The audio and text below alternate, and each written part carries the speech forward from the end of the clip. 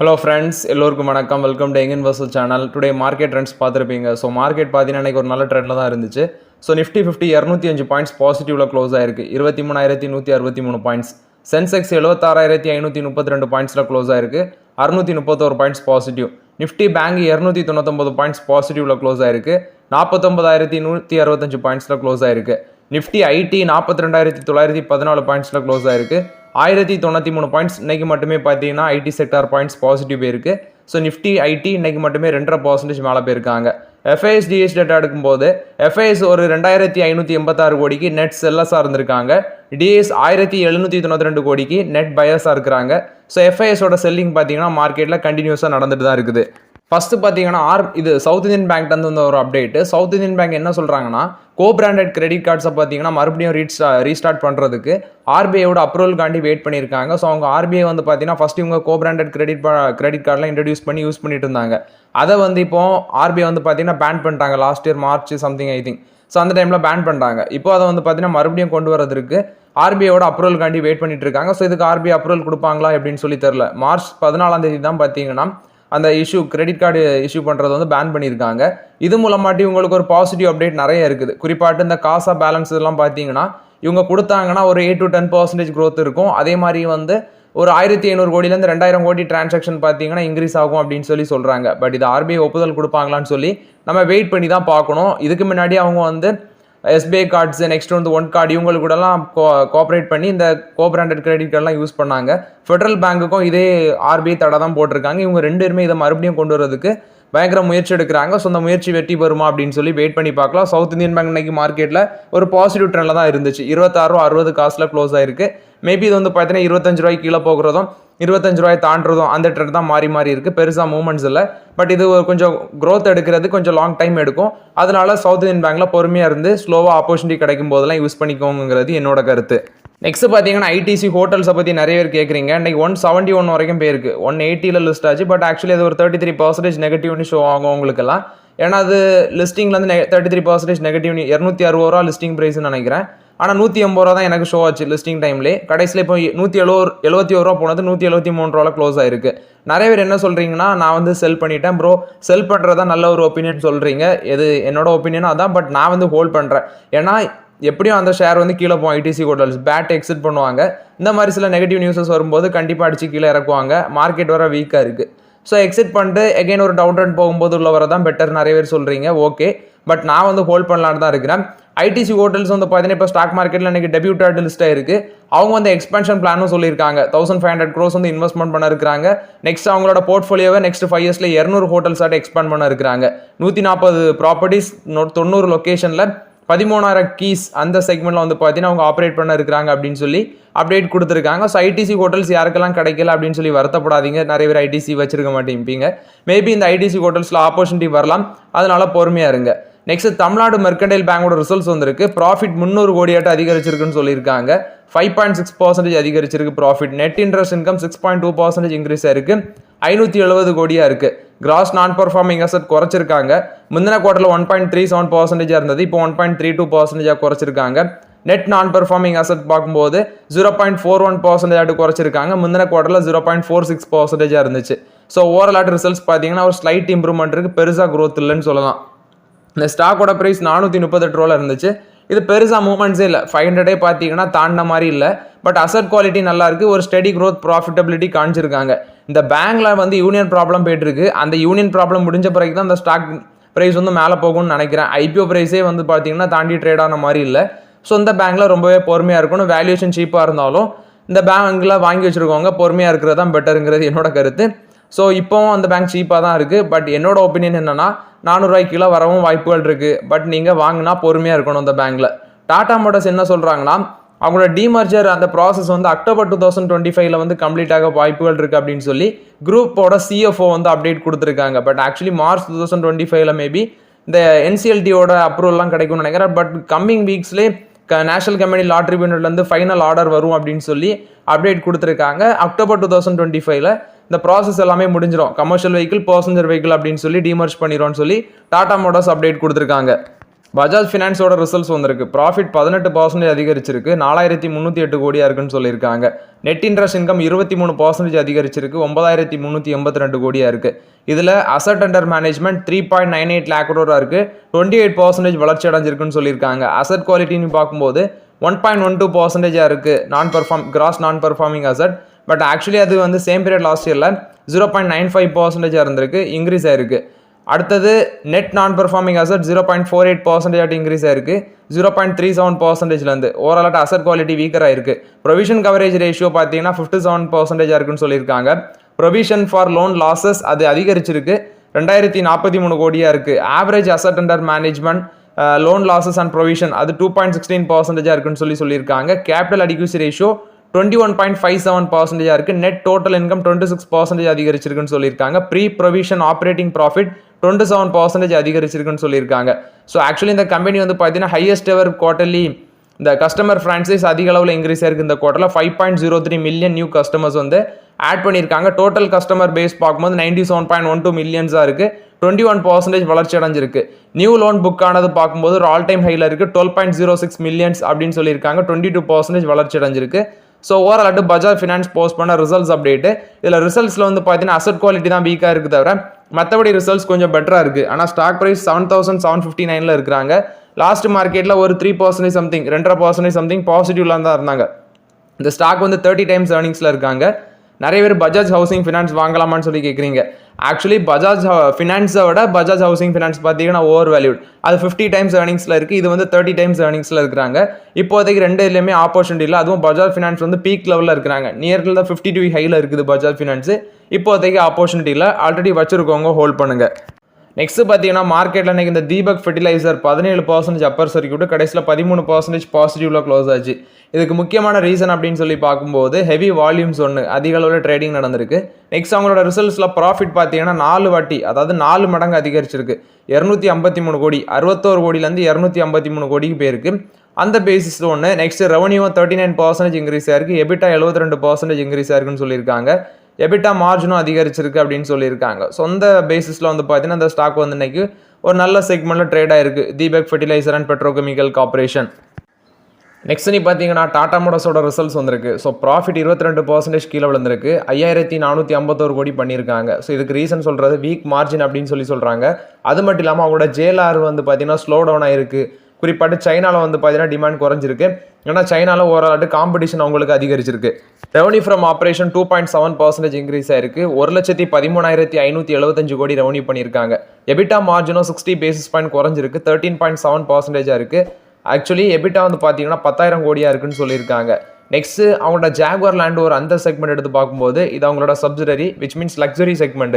7.5 billion GBP அப்படின்னு சொல்கிறாங்க, which means ஜிபிபினா great British பவுண்ட்ஸ்ன்னு சொல்லுவாங்க. அந்த ரேஞ்சில் 7.5 பில்லியனாக இருக்குது. 1.5% பார்த்தீங்கன்னா ப்ரீவியஸ் இயரை கம்பேர் பண்ணும்போது இன்க்ரீஸ் ஆயிருக்கு. எபிட் மார்ஜின் 9% இன்க்ரீஸ் ஆயிருக்குன்னு சொல்லியிருக்காங்க. எபிட்டா மார்ஜின் இதில் 100 பேசிஸ் பாயிண்ட் இன்க்ரீஸ் ஆயிருக்கு, 14.2% growth. ப்ராஃபிட் பிஃபோர் டேக்ஸ் இதில் 523 மில்லியன் ஜிபிபி அந்த ரேஞ்சில் இருக்குன்னு சொல்லியிருக்காங்க. பட் ஆக்சுவலி இது வந்து இயர் ஆர்டர் பேசிஸில் குறைஞ்சிருக்கு அப்படின்னு சொல்லியிருக்காங்க. வெயிட் பண்ணி பார்க்கலாம். இதில் வந்து ஜேஎல்ஆரோட செக்மெண்ட் வந்து பார்த்தீங்கன்னா சைனாவில் வீக்காக இருக்குது, பட் மற்ற செக்மெண்ட்லாம் நல்லா இருக்குன்னு சொல்கிறாங்க. கமர்ஷியல் வெஹிக்கிள் செக்மெண்ட்டில் ரெவன்யூ வந்து 8.4% கீழே விழுந்திருக்குன்னு சொல்லியிருக்காங்க இயர் ஆர்டர் பேசிஸில். இதுக்கு வால்யூம்ஸ் ரொம்பவே வீக்கராக இருக்குன்னு சொல்லியிருக்காங்க, 18,431 கோடியாக இருக்குது. எபிட்டா மார்ஜின் 12.4% இருக்குது, 130 பேசிஸ் பாயிண்ட் அப்படின்னு சொல்கிறாங்க. கமர்ஷியல் வெஹிக்கிள் செக்மெண்ட்ல அவங்களுக்கு வந்து பார்த்தீங்கன்னா காஸ்ட் சேவிங்ஸ் நிறைய பண்ணியிருப்பாங்க, ஏன்னா ப்ரொடக்ஷன் லிங்க்டு இன்சென்டிவ் ஸ்கீம் மூலமாட்டு இவங்களுக்கு ஒரு பெனிஃபிட் இருந்திருக்கு. நெக்ஸ்ட் பர்சஞ்சர் வெஹிக்கிள் செக்மெண்ட்ல 4.3% ரெவன்யூ டிக்ளைன் ஆயிருக்கு, 12,354 கோடி. எபிட்டா மார்ஜின் 120 பேசிஸ் பாயிண்ட் இதில் இம்ப்ரூவ் ஆயிருக்கு. ஸோ இதுலேயும் பார்த்தீங்கன்னா பிஎல்ஐ இன்சென்டிவ் ஸ்கீம் மூலமாட்டு காஸ்ட் கட்டிங் மெஷர்ஸ் எல்லாமே இதுலேயும் பண்ணியிருக்காங்க. எலக்ட்ரிக் வெஹிக்கிள் சேல்ஸ் வந்து பார்க்கும்போது பர்சனல் செக்மெண்ட்ல 19% இயர் பேசிஸில் இன்க்ரீஸ் ஆயிருக்கு. ஃப்ளீட் சேல்ஸும் பார்த்தீங்கன்னா இதில் இம்பாக்ட் ஆயிருக்கு அப்படின்னு சொல்லியிருக்காங்க, அவங்களோட ஃபேம் டூ சப்சிடிஸ் மூலமாட்டு. கம்பெனியோட சிஎஃப்ஓ பிபி பாலாஜி அவர் என்ன சொல்கிறாருன்னா, ஓவராலாட்டு கமர்ஷியல் வெஹிக்கிள் செக்மெண்ட், அடுத்தது இன்னொரு செக்மெண்ட் பார்த்தீங்கன்னா விச் மீன்ஸ் பர்சஞ்சர் வெஹிக்கிள் செக்மெண்ட், இதுலலாம் பார்த்தீங்கன்னா டிக்ளைன் இருக்குது. அதே மாதிரி ஜேஎல்ஆர் பார்த்தீங்கன்னா நல்லா தான் பண்ணியிருக்காங்க, 1.5% இன்க்ரீஸ் ஆனாலும் சைனாவில் அவங்களுக்கு ஒரு ப்ரெஷர் இருக்குது இந்த ஜேஎல்ஆருக்கு. But personal vehicle and commercial vehicle செக்மெண்ட்ல வந்து பார்த்தீங்கன்னா ரெவன்யூ அடி வாங்கியிருக்க அந்த செக்மெண்ட்ல இந்த ரெண்டு செக்மெண்ட்டும் வந்து கவர்மெண்டோட ப்ரொடக்ஷன் லிங்க்ட் இன்சென்டிவ் ஸ்கீம் மூலமாட்டு பெனிஃபிட் அடைஞ்சிருக்காங்க. Q4ல வந்து பார்த்தீங்கன்னா சில ப்ராடக்ட் வந்து லான்ச் பண்ண இருக்கிறாங்க புதுசாட்டு. JLRோட ஹோல்சேல் வால்யூம் வந்து 4th குவார்ட்டர்ல இம்ப்ரூவ் ஆகும் அப்படின்னு சொல்லியிருக்காங்க. டாடா மோட்டார்ஸோட ஸ்டாக் பிரைஸ் இன்னைக்கு 752ல இருந்துச்சு. 3% பாசிட்டிவ் ட்ரெண்ட்ல இருக்கிறாங்க. ஸோ நாளைக்கு மார்க்கெட் இதை அக்செப்ட் பண்ணுறாங்களா அப்படின்னு சொல்லி தெரியல. மேபி நாளைக்கு நெகட்டிவ் ட்ரெண்ட் போகலாம். இன்னைக்கு அவங்க ஒரு $500 மில்லியன் வந்து பார்த்தீங்கன்னா ஃபண்ட் ரைஸ் பண்ண போகிறாங்க அப்படின்னு சொல்லியிருந்தாங்க லோன் மூலமாட்டு. மேபி நாளைக்கு இந்த ரிசல்ட்ஸை மார்க்கெட் அக்செப்ட் பண்ணாட்டா டெஃபினட்டாக அடி தான் விழும். இன்னைக்கு ப்ராஃபிட்டே பார்த்தீங்கன்னா 22% கீழே விழுந்திருக்குன்னு சொல்லியிருக்காங்க. வெயிட் பண்ணி பார்க்கலாம் எப்படி இருக்குது அப்படின்னு சொல்லி. ஸோ ஓவரால் இது வந்து டாடா மோட்டார்ஸ் போஸ்ட் பண்ண ரிசல்ட்ஸ் அப்டேட்டு. எனக்கு தெரிஞ்சு 700 கீழே அந்த ஸ்டாக் போக பாசிபிலிட்டிஸ் அதிகமாக இருக்குது. நெக்ஸ்ட் பார்த்தீங்கன்னா இந்தியன் பேங்கோட ரிசல்ட்ஸ் வந்திருக்கு. ப்ராஃபிட் 35% அதிகரிச்சிருக்குன்னு சொல்லியிருக்காங்க. 2852 கோடியாக இருக்குது. நெட் இன்ட்ரெஸ்ட் இன்கமும் 10% இன்க்ரீஸ் ஆயிருக்கு. இதில் ப்ராஃபிட் வந்து குவார்டர் ஆன் குவார்டர் பேஸில் 5% இன்க்ரீஸ் ஆயிருக்கு அப்படின்னு சொல்லி மென்ஷன் பண்ணியிருக்காங்க. ஸோ ஓவரால் நான் சொன்ன மாதிரி நெட் இன்ட்ரெஸ்ட் இன்கம் அது 10% இன்க்ரீஸ் ஆயிருக்கு. 6414 கோடியாக இருக்குன்னு சொல்லி மென்ஷன் பண்ணியிருக்காங்க. நான் பெர்ஃபார்மிங் அசட்ஸ் பார்க்கும்போது கிராஸ் என்பிஏ டிக்ளைன் ஆயிருக்குன்னு சொல்லியிருக்காங்க. கிராஸ் என்பிஏ பார்க்கும்போது 3.26% இருக்குது. முந்தின குவார்ட்டரில் சேம் பீரியட் லாஸ்ட் இயரில் 4.47% இருந்தது. இப்போ குறைஞ்சிருக்கு. ஸோ ஓவராலாட்டு முந்தின குவார்ட்டரில் எவ்வளோ இருந்ததுன்னா 3.48% இருந்துச்சு. அதை காட்டிலும் குறைஞ்சிருக்கு. நெட் என்பிஏ 0.21% இருக்குது. இயர் ஆன் இயர் பேஸில் பார்க்கும்போது குறைஞ்சிருக்கு. அதே மாதிரி குவார்டர் ஆன் குவார்டர் பேஸ்லையும் குறைஞ்சிருக்கு. முந்தின குவார்ட்டரில் 0.27% இருந்தது. இப்போ 0.21% குறைச்சிருக்காங்க. ஆப்ரேட்டிங் மார்ஜின் 26.52% இருக்குன்னு சொல்லியிருக்காங்க. நெட் ப்ராஃபிட் மார்ஜின் 15.2% இருக்கு. ஸோ ஓவரால் ரிசல்ட்ஸ் நல்லா இருக்கு. இந்தியன் பேங்கோட ரிசல்ட்ஸ் பார்த்தீங்கன்னா பெட்டராக இருக்கு. பட் ஸ்டாக் ப்ரைஸ் இன்னைக்கு பார்த்தேன் 544 ரூபாயில் இருக்கு. 5% மேலே இன்னைக்கு அப்பர் சர்க்கியூட்டில் தான் இருந்திருந்தாங்க. பட் இந்தியன் பேங்க் இப்போ இருக்க ட்ரெண்டில் தொட முடியாது. ஆல்ரெடி வச்சிருக்கீங்கன்னா ஹோல்ட் பண்ணுங்க. பட் வேல்யூஷன் சீப்பாக இருந்தாலுமே பேங்க் செக்டார் பார்த்தீங்கன்னா கொஞ்சம் உச்சத்தில் இருக்க சமயத்தில் நம்ம தொட முடியாது. ஆல்ரெடி வச்சிருக்கோங்கன்னா இந்தியன் பேங்கை ஹோல்ட் பண்ணுங்க. அதானி பவரோட ரிசல்ட்ஸ் கொடுத்துருக்காங்க. ப்ராஃபிட் 7.4% இன்க்ரீஸ் ஆயிருக்கு. 2940 கோடியாக இருக்குன்னு சொல்லியிருக்காங்க. ரெவன்யூ ஃப்ரம் ஆப்ரேஷன் 14833 கோடியாக இருக்கு. 11% ரெவன்யூ ஃப்ரம் ஆப்ரேஷன் இன்க்ரீஸ் ஆயிருக்கு. டோட்டல் ரெவன்யூ பார்த்தீங்கன்னா Q3ல 11% இன்க்ரீஸ் ஆயிருக்கு. எபிட்டா மார்ஜின் 5023 கோடியாக இருக்கு. 8% வளர்ச்சி அடைஞ்சிருக்கு. அவங்களோட power sale volume 8% growth 23.3 billion யூனிட்ஸாக இருக்குன்னு சொல்லியிருக்காங்க. அதானி பவரோட போர்டு அப்ரூவல் கொடுத்துருக்காங்க 5000 கோடி QIP மூலமாட்டு ஃபண்ட் ரைஸ் பண்ணுறதுக்கு அப்படின்னு சொல்லி. ஆக்சுவலி ஏன் ரீசன் அப்படின்னு சொல்லி பார்க்கும்போது அவங்களுக்கு இப்போ அமெரிக்காவில் பார்த்தீங்கன்னா ஃபண்ட் ரைஸ் பண்ண முடியாது. ஏன்னா அவங்களுக்கு சில ப்ராப்ளம்ஸ் அந்த கேஸில் கோர்ட்டில் கேஸ் போயிட்டு இருக்கிற வரைக்கும் அமெரிக்காவில் வந்து பெருசாக ஃபண்ட் ரைஸ் பண்ண முடியாதுன்னு நினைக்கிறேன். அதானி பவரோட போர்ட்ஃபோலியோ அப்படின்னு சொல்லி பார்க்கும்போது லார்ஜஸ்ட் பிரைவேட் தெர்மல் பவர் ப்ரொடியூசராக இருக்கிறாங்க இந்தியாவில். 17510 மெகாவாட் இருக்குது. கிட்டத்தட்ட 11 பவர் பிளான்ஸ் வந்து பார்த்தீங்கன்னா குஜராத், மகாராஷ்டிரா, கர்நாடகா, ராஜஸ்தான், சத்தீஸ்கர், தமிழ்நாடு, ஜார்க்கண்ட், மத்திய Pradesh 40 megawatt solar power plant வந்து பார்த்தீங்கன்னா குஜராத்லேயே வச்சிருக்காங்க. ஸோ ஓவரால் பிரைவேட் செக்மெண்ட்ல இவங்க ஒரு மேஜர் ரோல் பிளே பண்ணுறாங்க அதானி பவர். இந்த ஸ்டாக் ஐ திங்க் 450 சம்திங்ல இருக்குன்னு நினைக்கிறேன். ரீசனாட்டு பயங்கரமாக அடி வாங்கிச்சு. 700 ரூபா பக்கம் போயிட்டு ஒரு 500 ரூபா பக்கம் இருந்தாங்க. மார்க்கெட்டில் இப்போ என்ன ட்ரெண்ட் இருக்குன்னு தெரியல. நான் வந்து டாடா பவர் மட்டும் ஃபோக்கஸ் பண்ணிட்டு இருக்கிறேன்.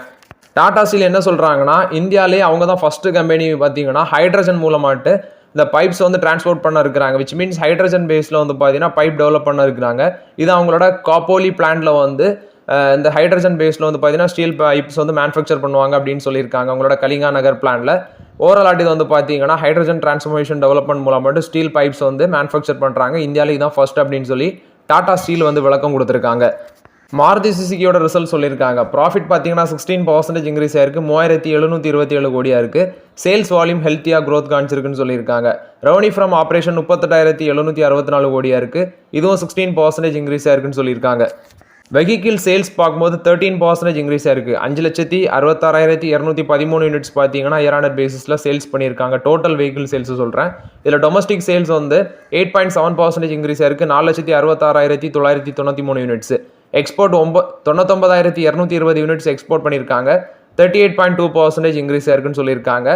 ஆக்சுவலி இந்த குவார்ட்டரில் விச் மீன்ஸ் குவார்டர் வைஸ் பார்க்கும்போது இதான் ஹையஸ்ட் எவர் எக்ஸ்போர்ட் அப்படின்னு சொல்லி மென்ஷன் பண்ணியிருக்காங்க. Utility vehicle segment sales 20% increase ஆயிருக்கு. அதே காம்பேக்ட் கார் சேல்ஸ் வந்து 4.6% டிக்ளைன் ஆயிருக்கு. மினி கார் சேல்ஸ் மார்ஜினலி ஒரு 2.8% இன்க்ரீஸ் ஆயிருக்குன்னு சொல்லியிருக்காங்க.